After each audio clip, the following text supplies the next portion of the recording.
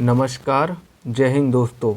आज के इस वीडियो में हम जो विजेता बैच चल रहा है केजीएस का, जो कि आपको पता है टोटली बीपीएससी 17th को लेकर के बनाया गया है। एक क्वेश्चन फॉर्मेट में पूरा सिलेबस रिवीजन इसमें करवाया जा रहा है।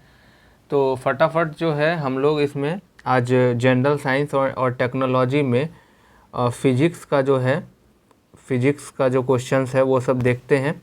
तो थोड़ा सा देख लेते हैं। ट्रेंड की अगर हम बात करें तो देखिए, ज़्यादा पीछे जा कर के देखने का ट्रेंड कोई ज़रूरत नहीं है। आप पिछला 5 साल 7 साल का देख लीजिए, आपको एक बेसिक आइडिया लग जाएगा।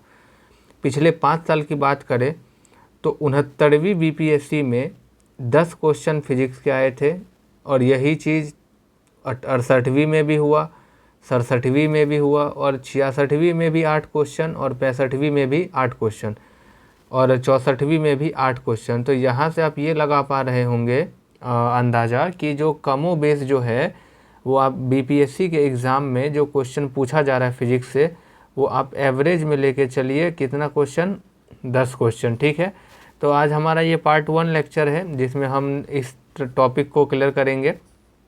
जिसमें पहला है आपका ऊष्मा और ऊष्मागतिकी, हीट एंड थर्मोडायनेमिक, और चुंबकत्व है, ऑप्टिक्स है, साउंड एंड वेव्स है, और इलेक्ट्रिसिटी है। तो पहला क्वेश्चन देखते हैं। पहले थोड़ा इसको जूम कर देता हूँ। पहला क्वेश्चन देखिए, लिखा हुआ है कि निम्नलिखित कथनों का अध्ययन कीजिए।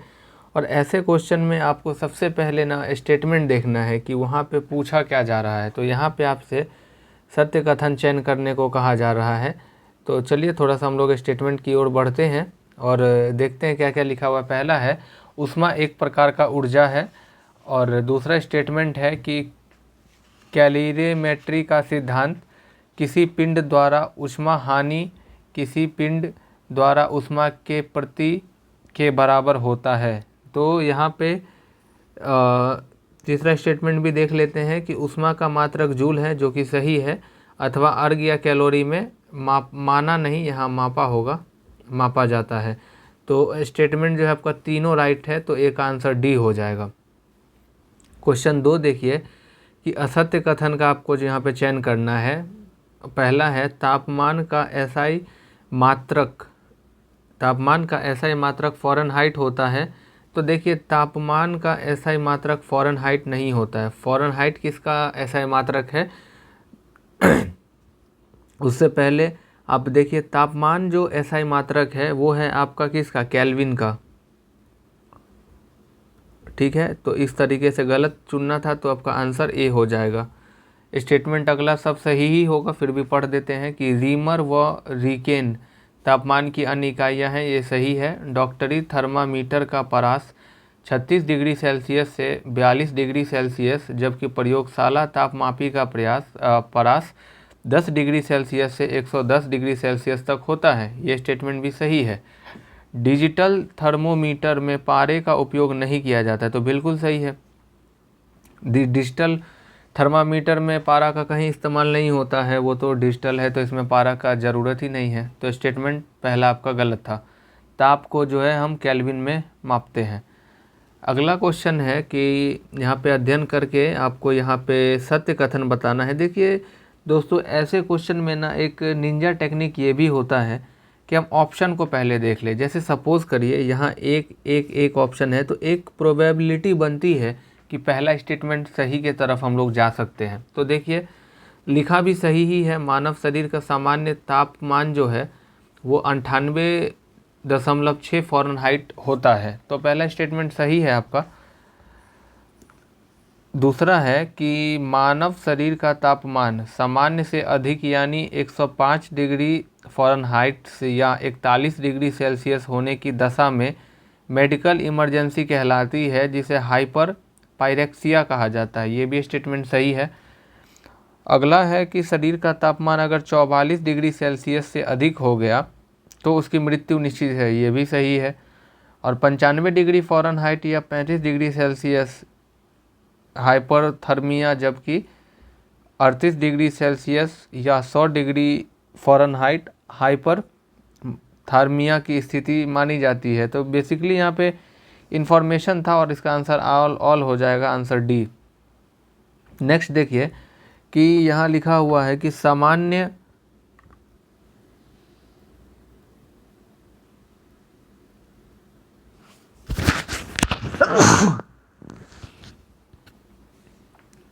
नेक्स्ट है यहाँ पे कि सामान्य डॉक्टरी थर्मामीटर में पारे के स्थान पर विकल्प के रूप में किसका उपयोग किया जाता है? तो किसका उपयोग किया जाता है? गैलियम का किया जाता है, ठीक है। सिलिकॉन और जर्मेनियम की बात करें तो इसका उपयोग हम लोग सेमीकंडक्टर में करते हैं। अगला स्टेटमेंट में आपको गलत कथन को चुनना है और पहला स्टेटमेंट है कि सामान्य विरामावस्था में शरीर का तापमान मापन बेसल बॉडी तापमापी कहलाता है, तो ये सही है। फ्रीऑन गैस को प्रशीतक यानी ठंडक के रूप में माना जाता है, ये भी सही है। भाप में वाष्प की गुप्त ऊष्मा निहित होती है जिसके कारण भाप से जलन अधिक होता है, ये भी सही है। चौथा है पूर्ण विकिरण तापमापी से अत्यधिक न्यूनतम यानी क्रायोजेनिक स्तर के तापमान को मापा जाता है। देखिए यहाँ पे न्यूनतम दिया है जो कि गलत है और आपको गलत ही चुनना था, तो इसका आंसर डी हो जाएगा। यहाँ पे जो है हम लोग उच्चतम जो है क्रायोजेनिक स्तर के तापमान को मापते हैं, तो इसका आंसर आपका डी हो जाएगा। छठा नंबर क्वेश्चन को आपको यहाँ पे गलत कथन को चुनना है। तो देखिए फ़ारेनहाइट का जो हिमांक बिंदु है वो 32 डिग्री फ़ारेनहाइट है और देखिए ये बेसिकली ना मिनिमम लिखा हुआ है और मैक्सिमम इसका होगा 212 डिग्री फ़ारेनहाइट, ठीक है। रीमर थोड़ा गलती लिखा हुआ है, रोमर है, रीमर पढ़ लीजिए, 0 डिग्री रोमर है, हिमांक बिंदु सही है। रैनकिन का 460 डिग्री होता है, ये भी सही है, लेकिन केल्विन का जो है ना 373 नहीं होगा। केल्विन का कितना होता है? 273। तो ऐसे देखिएगा तो आपका आंसर गलत चुनना था, डी हो जाएगा।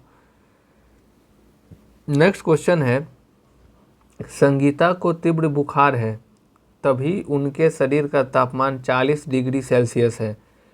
संगीता के शरीर का तापमान अभी फ़ारेनहाइट में कितना होगा? तो फ़ारेनहाइट में कितना हो जाएगा? 104 डिग्री फ़ारेनहाइट।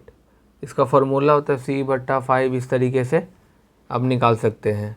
और यहाँ पे अगला क्वेश्चन में आपको राइट स्टेटमेंट चुनना है। पहला स्टेटमेंट है कि -459 डिग्री फ़ारेनहाइट तथा -273.09 डिग्री सेल्सियस आदि तापमान परम ताप कहलाता है।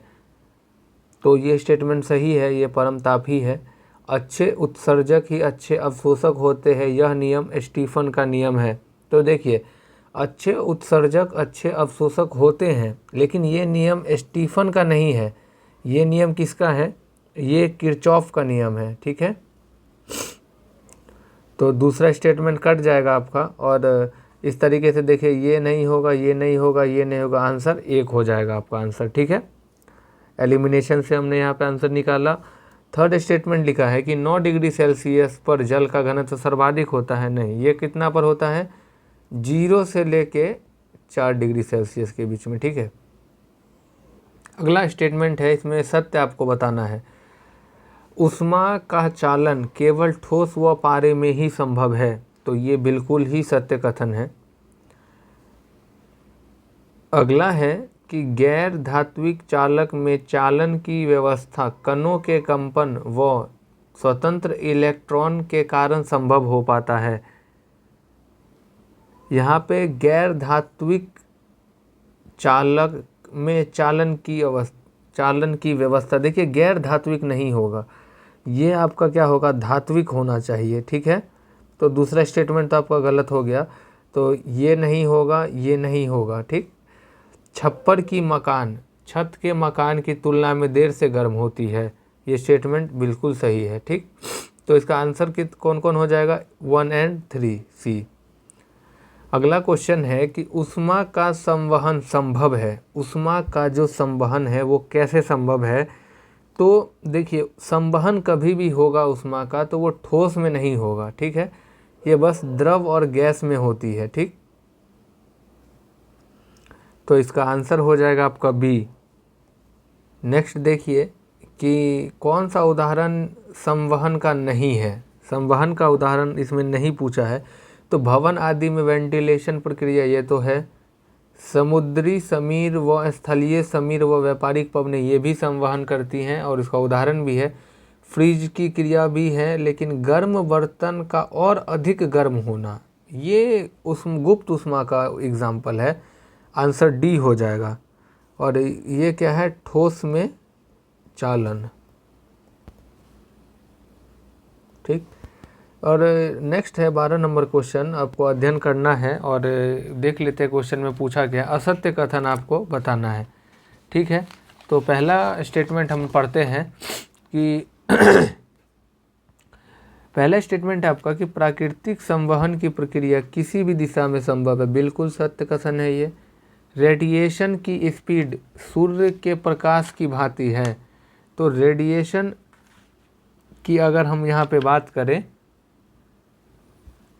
संवहन, प्राकृतिक संवहन, देखिए पहला स्टेटमेंट गलत होगा आपका कि प्राकृतिक संवहन की प्रक्रिया किसी भी दिशा में नहीं, एक निश्चित दिशा में होती है। तो पहला स्टेटमेंट गलत है आपका।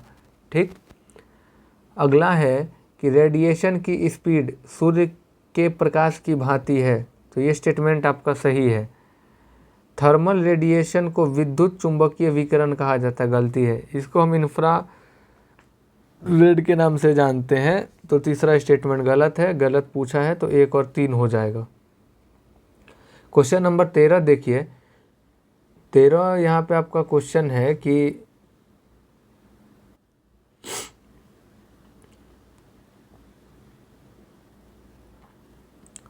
असत्य कथन आपको यहाँ पे बताना है। तो चलिए देखते हैं कि पॉलिश जूते जल्द गर्म नहीं होते क्योंकि सूर्य प्रकाश का अधिकतम भाग परावर्तित हो जाता है। तो ये स्टेटमेंट बिल्कुल सही है। काली त्वचा वाला व्यक्ति तुलनात्मक रूप से ज़्यादा गर्म व ज़्यादा ठंडी महसूस कर सकता है, ये भी सही है। तीसरा है आपका कि सूर्य, Vantablack, carbon nano tube आदि पूर्ण ब्लैक बॉडी के अच्छे उदाहरण हैं। तो ये स्टेटमेंट आपका गलत है, अच्छे उदाहरण नहीं है। इसका आंसर हो जाएगा ओनली 3। 14 नंबर क्वेश्चन देखिए कि असत्य कथन फिर से बताना है। ऊष्मीय प्रसार के कारण ही पेंडुलम की सुइयां इनवार स्टील की बनाई जाती है। तो पहला स्टेटमेंट आपका बिल्कुल सही है। दूसरा स्टेटमेंट है हिमांक बिंदु व गलनांक बिंदु समान होता है, मेल्टिंग पॉइंट, ये भी सही है। तापमान का अंतर जितना अधिक होगा वस्तुओं में ऊष्मा हानि की दर उतनी ही अधिक होगी, ये स्टेटमेंट भी सही है। चौथा है कि पेम्बा प्रभाव न्यूटन के शीतलन नियम का विरोध करता है। तो देखिए ये स्टेटमेंट आपका गलत है। ठीक है, पेम्बा प्रभाव जो है न्यूटन के शीतलक नियम का विरोध नहीं बल्कि सपोर्ट करता है। क्या करता है? समर्थन करता है। तो आंसर डी हो जाएगा आपका इसका। ठीक है, डी। इसके बाद देखते हैं नेक्स्ट क्वेश्चन है और असत्य कथन पुनः आपको बताना है। सामान्य जल में नमक मिलाने पर क्वथनांक बिंदु में वृद्धि जबकि हिमांक बिंदु में कमी आती है। तो ये जो पहला स्टेटमेंट है बिल्कुल सही है, 100% सही है। दूसरा स्टेटमेंट है दाब बढ़ने पर क्वथनांक बिंदु घट जाता है। ये देखिए दाब जब भी बढ़ेगा तो क्वथनांक बिंदु जो है बढ़ जाएगा, ना कि घटेगा। कुकर में क्वथनांक बिंदु बढ़ जाता है इसलिए भोजन जल्दी पकता है। तो ये भी सही है, पहला तो सही था। ठोस की गुप्त ऊष्मा का मान 540 कैलोरी ग्राम मानक माना जाता है। 540 कैलोरी नहीं दोस्तों, इसको थोड़ा आप करेक्ट करेंगे, ये 80 कैलोरी होता है। तो इसका आंसर जो गलत पूछा है तो गलत इसमें ए एंड डी दोनों हो जाएगा। ठीक है, इसका आंसर मैं सच लेवल ए भी हो जाएगा और सॉरी बी भी हो जाएगा और डी भी हो जाएगा। ठीक, अगला क्वेश्चन देखिए। सत्य कथन आपको पुनः बताना है। यहाँ पे किसी ठोस को सीधे गैस में परिवर्तन होना ऊर्ध्वपातन कहलाता है। ऊर्ध्वपातन की घटना है, बिल्कुल सही है ये। ठीक, सत्य कथन चुनना है तो देखिए यहाँ से आपका ये ऑप्शन एलिमिनेट हो जाएगा। ठीक, नेक्स्ट देखिए, ऊर्ध्वपातन एक ऊष्माक्षेपी अभिक्रिया है। तो ऊर्ध्वपातन एक ऊष्माक्षेपी अभिक्रिया नहीं है। कैसी अभिक्रिया है? ऊष्मा शोषी अभिक्रिया है। ठीक है, ऊष्मा शोषी अभिक्रिया है। तो बी आपका गलत हो गया। तो बी गलत हो गया, यानी ये नहीं होगा, ये नहीं होगा, आपका आंसर बी हो जाएगा। ठीक, बाकी के 3, 4, 5 सही है कि बर्फ, ठोस बर्फ या ठोस CO2 सामान्य तापमान पर ऊर्ध्वपातित हो जाती है। ठोस आयोडीन गर्म करने पर ऊर्ध्वपातित हो जाती है। गैस का सीधे ठोस में परिवर्तित होना निक्षेपण कहलाता है। ठीक, आंसर बी। अगला देखते हैं, असंगत आपको बताना है यहाँ पे। ठीक है, पहला स्टेटमेंट है कि गैस का प्लाज्मा में परिवर्तन पुनर्संयोजन कहलाता है। देखिए आपका पहला ही स्टेटमेंट गलत है, ये पुनर्संयोजन नहीं कहलाता है, ये आपका जो है आयनीकरण कहलाएगा। ठीक है, गैस का प्लाज्मा में परिवर्तन आयनीकरण कहलाता है। बाकी के बी, सी, डी सही है। द्रव का गैस में बदलना वाष्पीकरण सही है। गैस का ठोस में परिवर्तन निक्षेपण सही है। गैस का द्रव में बदलना संघनन, ये भी सही है। नेक्स्ट क्वेश्चन में फिर से आपको सत्य कथन बताना है। ऊष्मीय साम्यावस्था का नियम ऊष्मा गति का शून्य नियम है। तो पहला स्टेटमेंट बिल्कुल सही है। ठीक है, ऊर्जा संरक्षण का नियम ऊष्मा गतिकी का द्वितीय नियम है। देखिए ये द्वितीय नियम नहीं है, ये फर्स्ट नियम है ये भी। ठीक है, ये फर्स्ट नियम है। गलत बोला था तो आंसर बी हो जाएगा आपका। ठीक है, और बाकी के जो है ऊष्मा प्रवाह की दिशा का नियम जो है द्वितीय नियम है, ये सही है। और एंट्रोपी का संबंध जो है ऊष्मा गतिकी के तीसरे नियम से है, ये भी सही है। परम ताप पर किसी पूर्ण क्रिस्टलीय पदार्थ की एंट्रोपी पर क्या प्रभाव पड़ता है? तो शून्य मानक होती है। ठीक है, ए।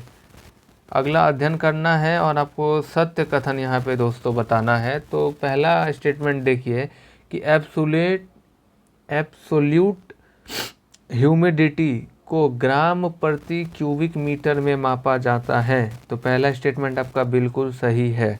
ठीक, चलिए एलिमिनेशन लगाते हैं। तो बी नहीं होगा, सी नहीं होगा, एक सही है, 2 इसमें भी है, 2 इसमें भी है, 3 इसमें भी है, 3 इसमें भी है, यानी 1, 2, 3 सही है। चौथा बस हमको कंफर्म करना है। वैसे पढ़ देता हूँ, हाइग्रोमीटर का उपयोग सापेक्ष आर्द्रता मापने में किया जाता है, सही है। और सापेक्ष हवा में सापेक्ष आर्द्रता 100% होती है, ये भी सही है। चौथा स्टेटमेंट है 100% आर्द्रता पर संघनन प्रारंभ हो जाता है, यह पूर्णतया वर्षा की संभावना है। तो चौथा स्टेटमेंट भी सही है, आंसर डी हो जाएगा आपका। विचार करना है और गलत कथन आपको बताना है।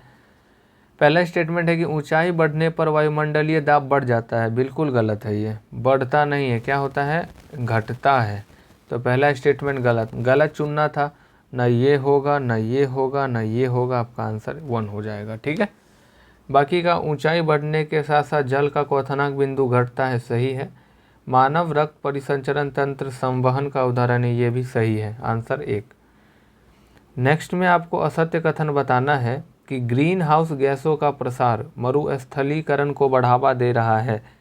देखिए ये ग्रीन हाउस गैसों का प्रसार नहीं, देखिए टेम्परेचर जो है इसके प्रसार से मरुस्थलीकरण जो है ये बढ़ता है। तो ऐसे देखिएगा आपका पहला ही स्टेटमेंट गलत है और यही आपका आंसर हो जाएगा। बाकी है कि थर्मस फ्लास्क में चालन, संवहन तथा विकिरण द्वारा ऊष्मा की हानि नहीं हो पाती, ये सही है। वीन के विस्थापन नियम से चंद्रमा आर्द्र पिंड के ताप का पता लगाया जा सकता है, ये भी सही है। ठीक, असत्य कथन ग्रीन हाउस गैस से दोस्तों, एक मिनट, सॉरी, देखिए ग्रीन हाउस गैस से भी तो टेम्परेचर बढ़ेगा ही ना, सॉरी, इसका आंसर डी हो जाएगा। ऑल राइट, यहाँ पे सभी कथन सत्य है, सही है, थोड़ा पढ़ने में मिस्टेक हो गया। इसका आंसर हो जाएगा आपका डी। अगला चलते हैं, क्वेश्चन है आपका केल्विन प्लांक का कथन है। केल्विन प्लांक का क्या कथन है? बी ऑप्शन देखिए कि किसी ऊष्मा भंडार में से ऊष्मा का अवशोषण करना तथा उस ऊष्मा का पूर्णतया कार्य में बदलना किसी भी प्रक्रम द्वारा संभव नहीं है। यही उसका नियम है। Answer B. ये सीधा सीधा स्टेटमेंट था तो मैंने पढ़ दिया। 24 नंबर क्वेश्चन है कि ठंडे प्रदेशों में पारे के स्थान पर अल्कोहल को तापमापी द्रव के रूप में वरीयता दी जाती है। क्यों? क्योंकि ये बेसिक सी बात है कि अल्कोहल का हिमांक और द्रवांक जो बिंदु है वो बहुत ही निम्न होता है। ठीक, यानी आंसर ए। 25 नंबर क्वेश्चन है कि आपको सत्य कथन बताना है। ऊष्मा का प्रवाह सदैव गर्म वस्तु से ठंडी वस्तु की ओर होता है। बिल्कुल सही है। समुद्र से स्थल की ओर जाने पर समीर समुद्री समीर कहलाती है। ये भी सही है। ये क्वेश्चन को ना दोस्तों आप असत्य कर लेंगे, ठीक है, यहाँ पे, क्योंकि दो स्टेटमेंट बिल्कुल सही हो चुका है। और लकड़ी की तुलना में लोहा जो है ऊष्मा का अच्छा चालक है, इसीलिए यह ठंडी में तेज ठंड व तीव्र गर्मी में तीव्र गर्म हो जाता है। यानी तीनों सही हैं। गलत कथन इसमें चुनना है, इनमें से कोई भी नहीं। आंसर डी हो जाएगा आपका। अगला देखिए, और एक्सप्लेनेशन कथन वाला है क्वेश्चन कि ग्रीष्म ऋतु में महाद्वीपों और महासागरों के बीच तापमान विपर्यास शीत ऋतु की अपेक्षा अधिक होती है। तो पहला स्टेटमेंट सही है।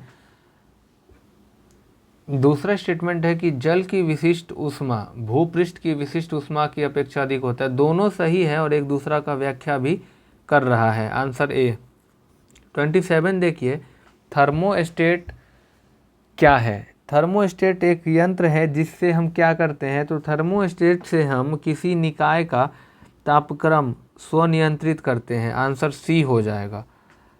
28 नंबर क्वेश्चन है दोस्तों कि शीशे की छड़ जब भाप में रखी जाती है तो इसकी लंबाई बढ़ जाती है, परंतु इसकी चौड़ाई जो है वो क्या घटती है? नहीं दोस्तों, वो भी बढ़ती है। ठीक, अगला क्वेश्चन 29 है कि जल का अधिकतम घनत्व कितना पे होगा? तो वैसे देखिएगा तो वो तो 4 डिग्री सेल्सियस पर होगा, और जल का घनत्व 4 डिग्री सेल्सियस पे होता है। और इसको अगर हम केल्विन में बदलेंगे, क्योंकि सारा ऑप्शन तो केल्विन में है, तो 273 में आप 4 डिग्री जोड़ देंगे तो जो है 277 केल्विन आपका आंसर बी हो जाएगा। ठीक है, अगला देखते हैं। वह ताप बिंदु जिस पर ठोस, द्रव और गैसीय अवस्थाएं एक साथ पाई जाती हैं उसे त्रिक बिंदु कहते हैं। ठीक, अगला क्वेश्चन है, निम्नलिखित अवस्थाओं में से किसमें गीले कपड़े सबसे जल्दी सूख जाएंगे? जब भी तापक्रम ज़्यादा हो और ह्यूमिडिटी कम हो। यानी देखिए यहाँ पे 20% आर्द्रता और 20 डिग्री सेल्सियस तापक्रम, तो आंसर डी हो जाएगा।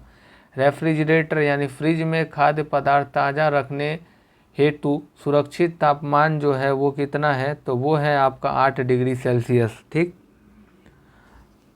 शीत प्रकोष्ठ में भंडारित फल अधिक समय तक चलते हैं,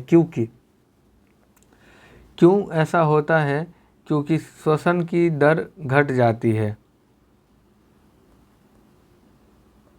निम्नलिखित प्रकार के ऊष्मा इंजनों में से कार्बोरेटर का प्रयोग किसमें किया जाता है? तो इसका जो हम यूज़ है वो पेट्रोल इंजन में करते हैं। ठीक, डीजल इंजन का यूज़ हम फ्यूल वाले में करते हैं।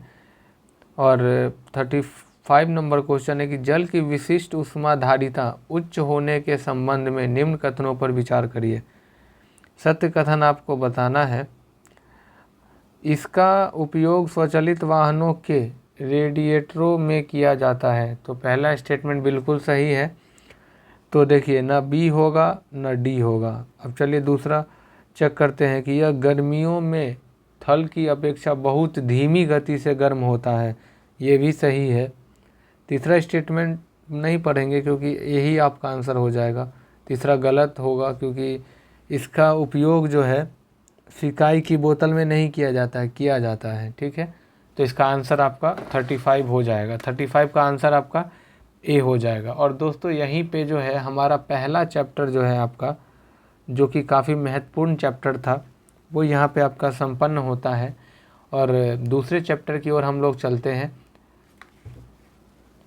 नेक्स्ट चैप्टर है आपका चुंबकत्व। ठीक है, फटाफट देखते हैं क्वेश्चंस।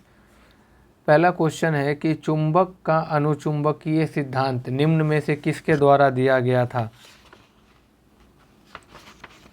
और ये सारे जो भी यहाँ पे क्वेश्चंस है, इसको हम लोग किसी नेक्स्ट वीडियो में देखते हैं, क्योंकि थोड़ी सी तबीयत ख़राब है। बाकी नेक्स्ट वीडियो में इन सबको देखते हैं। मिलते हैं अगले वीडियो में, तब तक के लिए जय हिंद।